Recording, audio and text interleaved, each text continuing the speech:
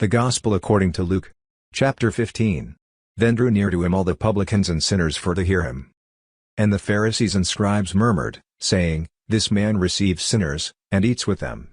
And he spoke this parable to them, saying, What man of you, having 100 sheep, if he lose one of them, does not leave the 99 in the wilderness, and go after that which is lost, until he find it? And when he has found it, he lays it on his shoulders, rejoicing. And when he comes home, he calls together his friends and neighbors, saying to them, Rejoice with me, for I have found my sheep which was lost. I say to you, that likewise joy shall be in heaven over one sinner that repents, more than over 99 just persons, which need no repentance. Either what woman having 10 pieces of silver, if she lose one piece, does not light a candle, and sweep the house, and seek diligently till she find it?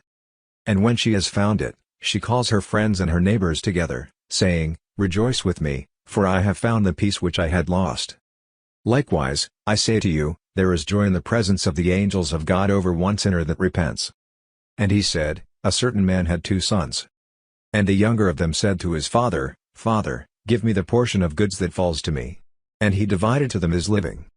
And not many days after the younger son gathered all together, and took his journey into a far country, and there wasted his substance with riotous living. And when he had spent all, there arose a mighty famine in that land, and he began to be in want. And he went and joined himself to a citizen of that country, and he sent him into his fields to feed swine. And he would fain have filled his belly with the husks that the swine did eat, and no man gave to him. And when he came to himself, he said, How many hired servants of my father's have bread enough and to spare, and I perish with hunger? I will arise and go to my father, and will say to him, Father, I have sinned against heaven, and before you. And am no more worthy to be called your son, make me as one of your hired servants. And he arose, and came to his father. But when he was yet a great way off, his father saw him, and had compassion, and ran, and fell on his neck, and kissed him. And the son said to him, Father, I have sinned against heaven, and in your sight, and am no more worthy to be called your son. But the father said to his servants, Bring forth the best robe, and put it on him, and put a ring on his hand, and shoes on his feet. And bring here the fatted calf, and kill it, and let us eat, and be merry. For this my son was dead, and is alive again, he was lost, and is found. And they began to be merry. Now his elder son was in the field, and as he came and drew near to the house, he heard music and dancing.